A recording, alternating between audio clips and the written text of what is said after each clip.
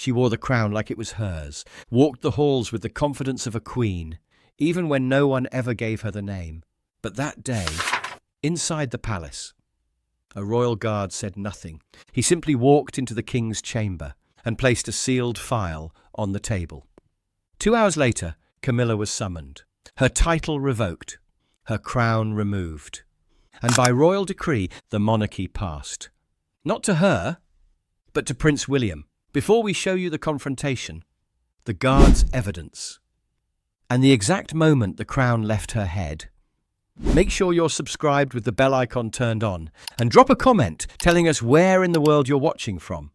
Because this wasn't a rebellion, it wasn't a whisper, it wasn't a scandal, it was a royal guard's order, which the crown obeyed. Buckingham Palace didn't hum, it pressed.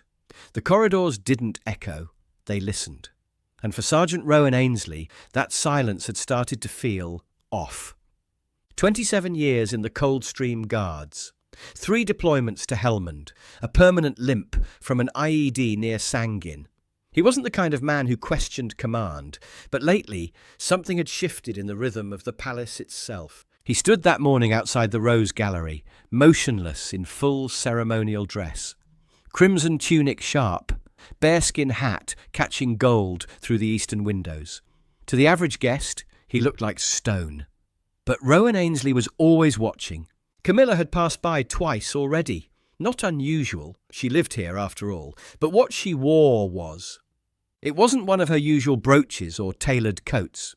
Today, draped across her shoulders, was the Royal Family Order sash, deep yellow, stitched with the Queen's portrait, fastened with a diamond pin that hadn't been seen publicly since Elizabeth's final year.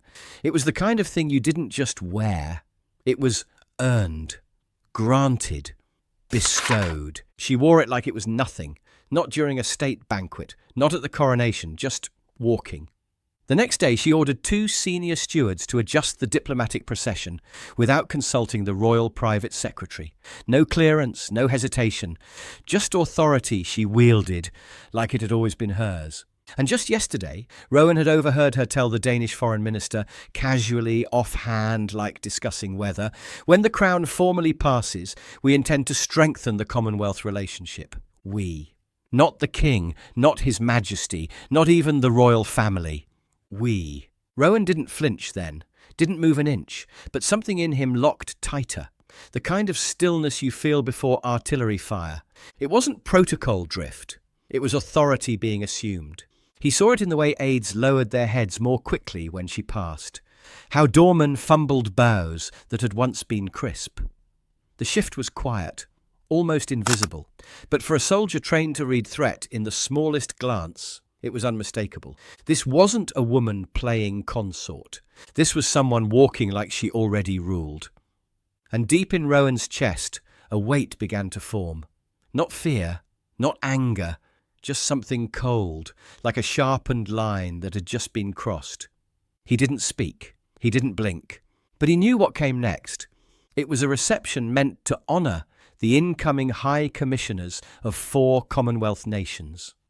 A modest affair by Buckingham standards, just a gilded room, polished floors, and diplomatic handshakes exchanged beneath oil portraits 2 centuries old.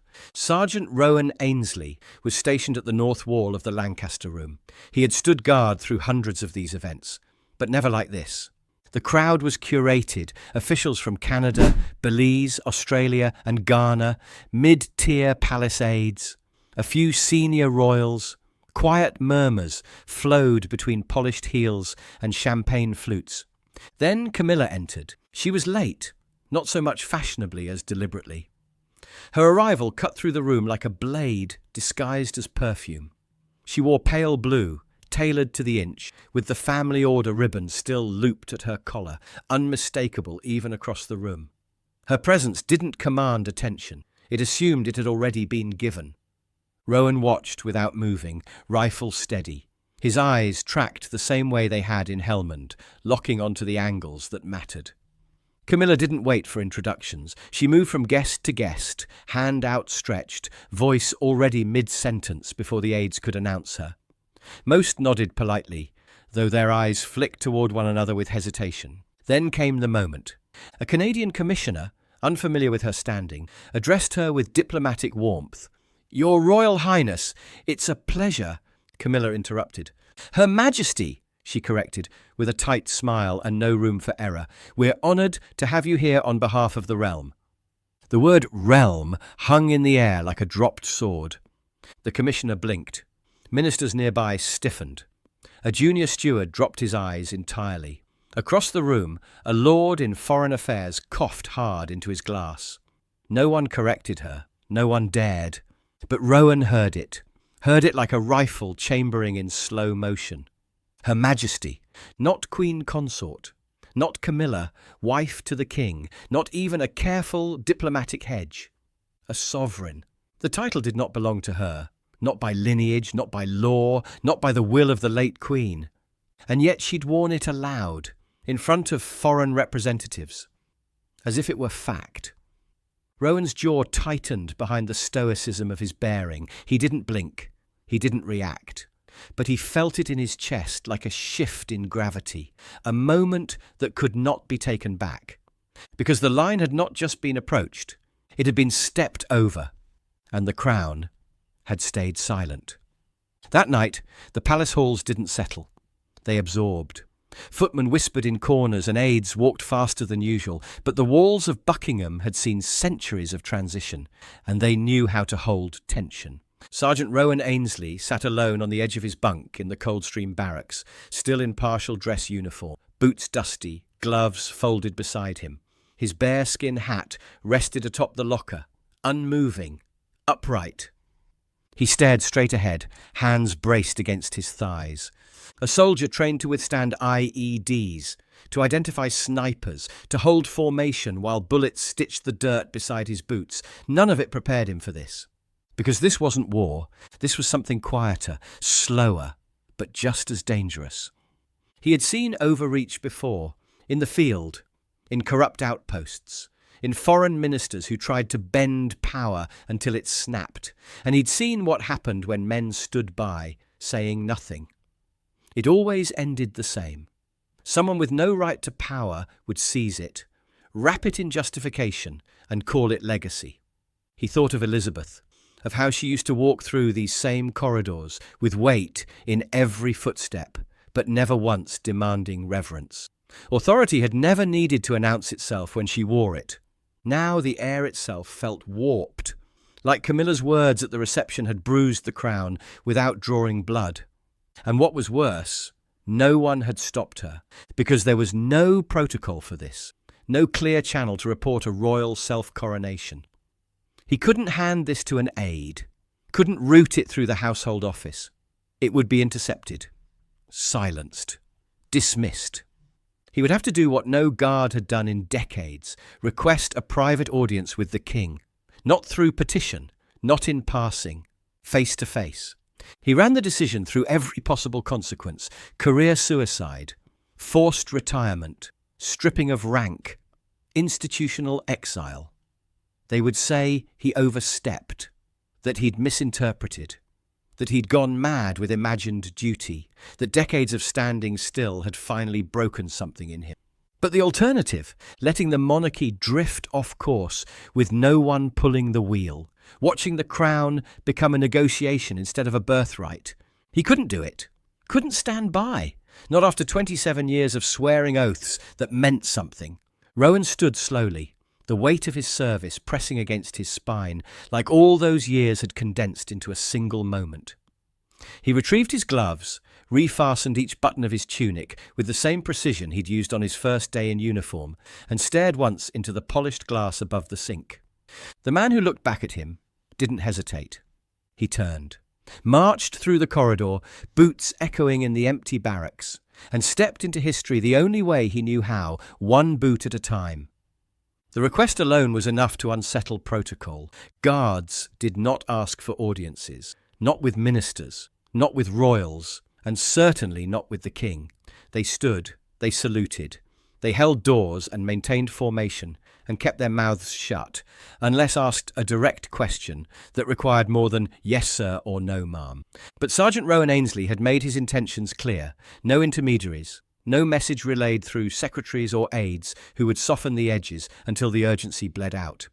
He would wait outside the king's private study until summoned or dismissed. He stood in silence beneath the arch of the south hall, his boots aligned with the edge of the inlaid marble border, eyes fixed on the gilded door at the far end. 2 hours passed, then 3. Palace staff walked by with downcast eyes, whispering behind ledgers, glancing at him the way you glance at something that doesn't belong but no one wants to move. One even asked if he was lost. He didn't answer, just stood there, breathing slowly, counting the seconds the way he used to in Helmond when waiting for confirmation that the road ahead was clear. Just past the 4th hour, a steward returned, breath shallow, cheeks flushed like he'd been running. "His Majesty will see you now." The doors opened without ceremony. The king's private study was nothing like the throne rooms or the grand salons tourists imagined when they thought of royalty. No chandelier, no velvet, just heavy oak, dim lamplight, and bookshelves packed with volumes older than the empire itself. At its centre, seated behind a writing desk with his glasses folded beside an untouched stack of correspondence, sat King Charles III. He didn't stand, didn't offer a greeting. He simply looked up, eyes tired in a way that had nothing to do with sleep.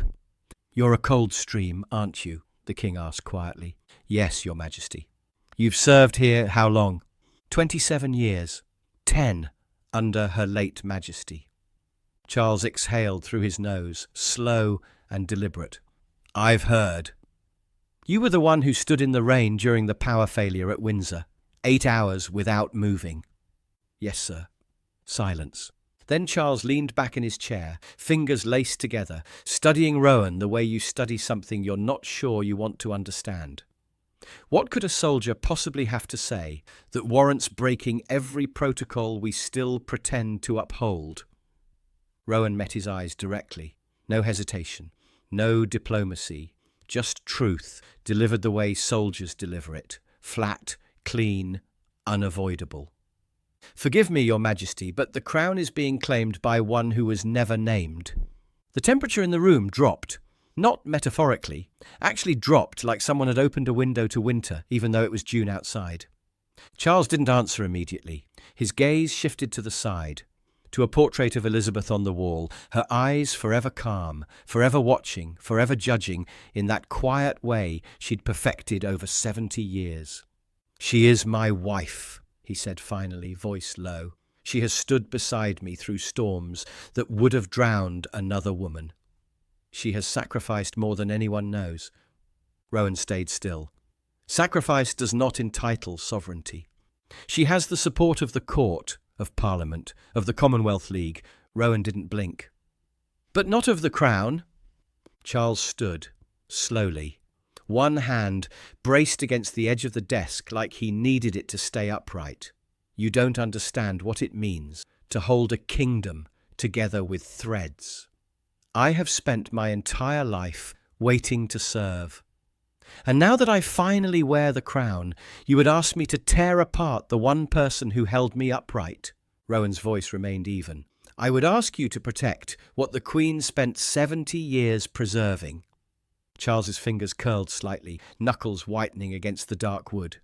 Rowan stepped forward. Not aggressively, not as a threat, just enough to make sure every word landed. "History will not remember loyalty to comfort, Your Majesty. Only loyalty to the crown. And the crown is not an ornament, it is a promise." Silence again.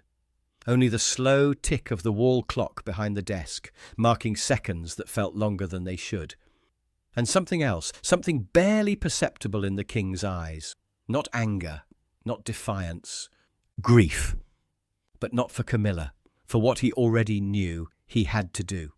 Charles lowered himself into the chair, shoulders sagging like the weight had finally become too much. He took a long, trembling breath, the kind that rattles in your chest when you're trying not to break.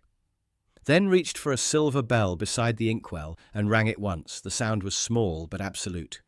"Summon them," he said quietly. "My wife. And my son." Rowan bowed once, sharp and precise. then turned to carry out the command. The decision had been made, and now the monarchy would face itself.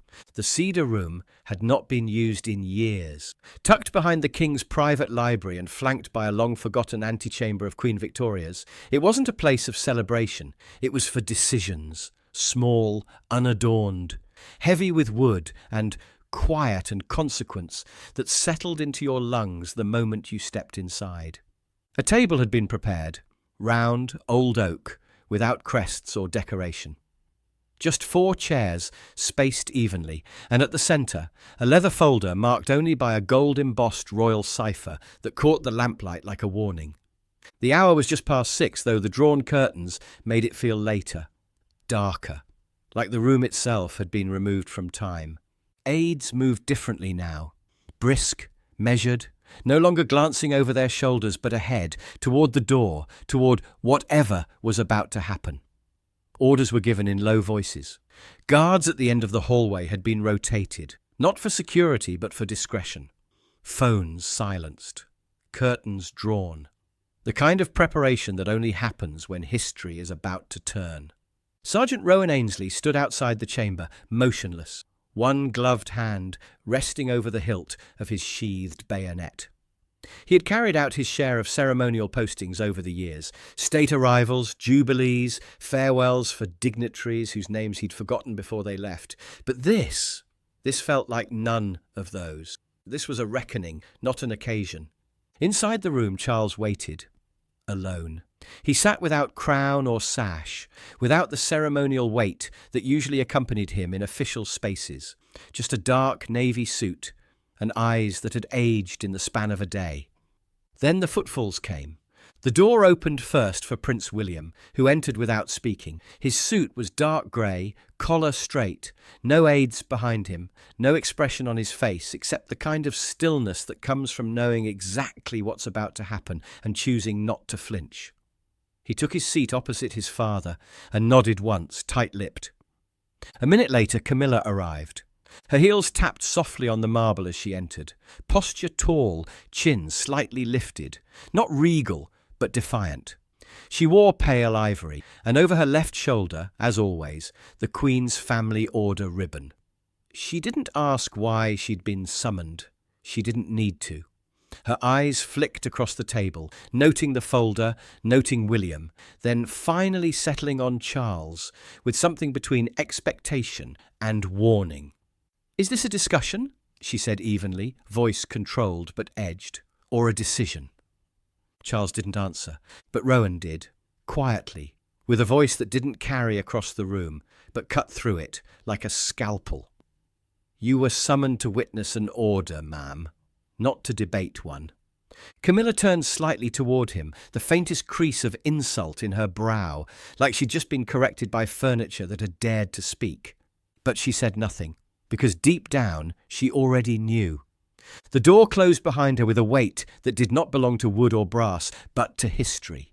And now, for the first time since Elizabeth's death, 4 people sat in one room, not as family, not as royals, but as arbiters of a legacy that had begun to fracture. No titles, no press, no ceremony, only truth, and a decision that would not leave the room unchanged. The room held its silence like breath held underwater. Camilla did not sit immediately. She stood beside her chair, one gloved hand resting lightly on its back, as if evaluating whether the seat was beneath her or simply not worth the dignity of accepting. "I'll assume," she said finally, voice tight but measured, "that this is about the reception." Charles didn't raise his head. William remained still as stone. Rowan, stationed behind and to the right of the king, said nothing, but the air around him was taut, watchful, the way it gets before contact. Camilla glanced at her husband, her voice losing some of its edge, but gaining something sharper underneath. "You know very well that diplomatic protocol is a fluid thing. Titles are addressed differently depending on context. You've said so yourself." "This isn't about context," Charles said softly. She raised an eyebrow. "Then enlighten me." Charles finally looked up, and the weight in his eyes was unmistakable. "You called yourself Her Majesty. You assumed the throne beside me. in language, in posture, in presence. And worse, you did so knowing the crown had not named you to it. Camilla's smile didn't reach her eyes. It barely reached her mouth. The people accepted it. Parliament accepted it. You stood beside me and let them crown us together. Did that not count? He didn't answer. Not immediately. The silence stretched long enough that the clock on the far wall ticked 3 times, each sound sharp and solitary. Rowan's voice broke the stillness, low, direct, unshaken. "Permission to speak, Your Majesty?" Charles gave a nod, barely perceptible. Rowan turned slightly toward Camilla, posture still ironclad, every muscle aligned. "I've served 3 monarchs, ma'am. And in that time I've watched many wear symbols, but only a few carried the weight that gave those symbols meaning." Camilla's eyes narrowed. "And you think I don't?" Rowan didn't blink. "I think you've mistaken visibility for legitimacy." She laughed, but it was a brittle sound, sharp at the edges like glass breaking in slow motion. "I've stood by this man through ridicule, through decades of public disdain. I've endured the press, the whispers, the institutions stacked against me. And now that I stand in light, you want to drag me back into shadow?" Charles's voice was quieter than all of them. It was the sound of a man collapsing inward, folding under weight that had finally become too much. "I promised you comfort, not a crown." Camilla's hand clenched slightly over the chair, knuckles whitening beneath the glove. "I have only ever done what was asked of me," she snapped, the composure cracking just enough to show the fury underneath. "You allowed this. You encouraged this. And now you mean to undo it because a soldier feels uncomfortable." Rowan didn't move, didn't react, just stood there like he'd been carved from the same stone as the palace walls. Charles slowly rose from his chair, every movement deliberate, like he was dragging himself up from deep water. "This isn't about discomfort. It's about clarity. And what you did was not confusion. It was coronation, without a decree." Camilla stared at him, her breath slowing, chest rising and falling in controlled rhythm. Something in her eyes shifted, not rage, not sorrow, but disbelief. Like the scaffolding she'd spent a lifetime building had suddenly been declared irrelevant, torn down in a single conversation she hadn't seen coming. "I carried you through this," she whispered, voice raw at the edges. Charles nodded, pain drawn across every line of his face, every crease, deeper than it had been that morning. "And I will carry that debt with me. But not at the expense of the institution. I can't." Silence fell once more, heavier this time, absolute. Camilla lowered herself into the chair at last, though the motion looked less like acceptance and more like retreat. Her hands folded in her lap, gloves tugged tightly across her fingers, smoothing fabric that didn't need smoothing. She didn't speak again. Charles turned to Rowan, his voice steady, if thin. "The title is to be revoked, effective immediately." William, still silent, lowered his gaze. Not in shame, not in triumph, just acceptance. Like he'd known this moment was coming, long before anyone else had admitted it. The decision had been made. Now, all that remained was to carry it out. Rowan Ainsley had removed weapons from enemy hands in Afghanistan.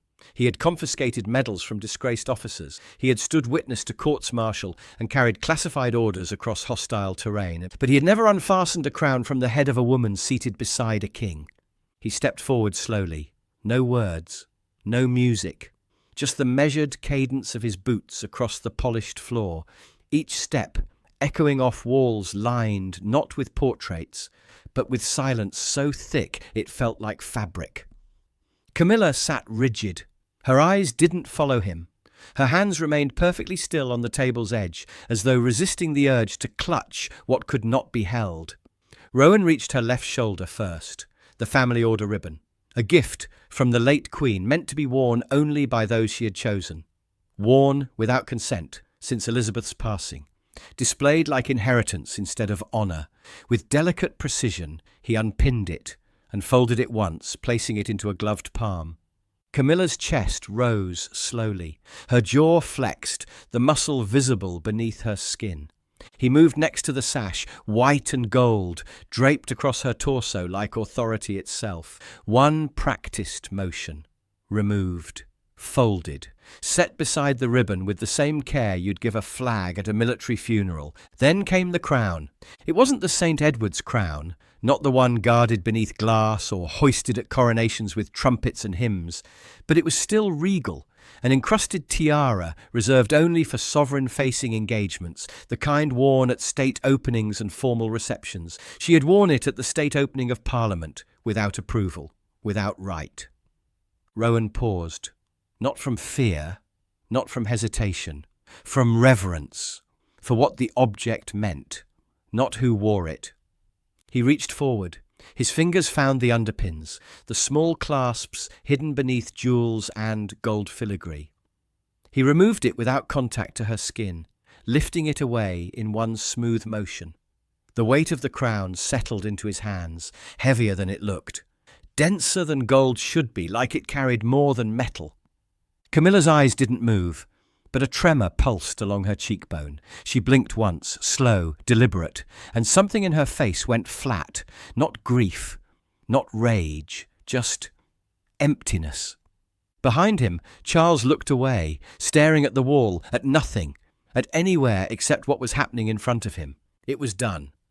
Rowan stepped back, arms steady, crown cradled in both hands, like an offering to something unseen. A clerk at the rear of the room stepped forward, holding a single sheet of parchment, and read in a voice flat but final. Effective immediately, by decree of His Majesty King Charles III, the ceremonial and public title of Queen is rescinded. Her Royal Highness shall henceforth be styled as Consort Emerita. No duties, no appointments, no succession. Camilla didn't cry. She didn't shout. She didn't plead or argue or demand reconsideration. She simply exhaled. Quietly, slowly, as though letting go of something she had clung to for far too long. Rowan turned. He walked the length of the room with slow, deliberate precision, each step a confirmation, each breath in the chamber a witness. He stopped before Charles, who did not reach out, who only stared at the crown his wife had just lost, as if it were a relic of a time that had never truly belonged to him. Then, without a word, Rowan shifted direction and carried the crown to Prince William. The room did not breathe. The act had not just removed a title, it had opened a space. And that space, like the throne, could not remain empty for long. The weight of the crown had shifted. From Camilla's head to Rowan's hands, and now to history's grip. Sergeant Rowan Ainsley stopped in front of Prince William. He did not kneel immediately. He stood still for a breath, gaze fixed forward, not on William's eyes, but on the space above his shoulder, where sovereigns are seen, not studied. William rose slowly. He didn't reach for the crown, didn't glance at his father, didn't say a word. He simply looked at the symbol cradled in Rowan's hands, a symbol that had adorned others before him, whose ghosts now stirred somewhere in the corners of that room. Charles spoke, not loudly, not royally, just a man, stripped of everything except honesty. "This belongs with you now." William blinked once. Then Rowan dropped to one knee, the cold of the marble biting through his trouser fabric, sharp and immediate. He raised the crown with gloved precision, arms extended as though offering not an object, but a responsibility, a burden that couldn't be refused. William took it, not like a man claiming victory, like a son accepting burden. There was no applause, no anthem, no declaration of "Long live the King." Only the sound of Rowan rising back to his feet, the shuffle of one chair being pushed back as Camilla stood slowly, her movements deliberate but hollow. She looked at William once, no words, no plea, just a faint tightening around the mouth, a flicker of disbelief at how quickly the walls had moved against her, how easily power had been taken back. She turned, walked to the door. No guards flanked her. No staff opened the path. No one even acknowledged her exit. She left, as she had once entered this world, alone, controversial, unacknowledged. Behind her, the door clicked shut with a sound that felt heavier than it should have. The room didn't move for several seconds. Then William turned toward the table and placed the crown down gently atop the royal folder, his hand hovering there a moment, flat, steady, before withdrawing. He didn't need to wear it yet. That would come later, in its own time, with its own ceremony. But the transfer had been made, the line redrawn. Charles sat again, hands folded, shoulders slack. The lines in his face looked deeper now, carved not by time but by choice, as if something had been excavated from him, not by force but by necessity. His eyes didn't look to his son, or the crown, or the empty chair Camilla had left behind. They stayed fixed on the table, as though staring into the space where legacy had been traded for survival. Rowan stepped back to his position. He didn't speak. He didn't blink. He simply stood still in the presence of power, because that was what guards were trained to do. But deep in the weightless quiet that followed, something ancient had shifted. And for the first time in a generation, the future of the crown had a new name.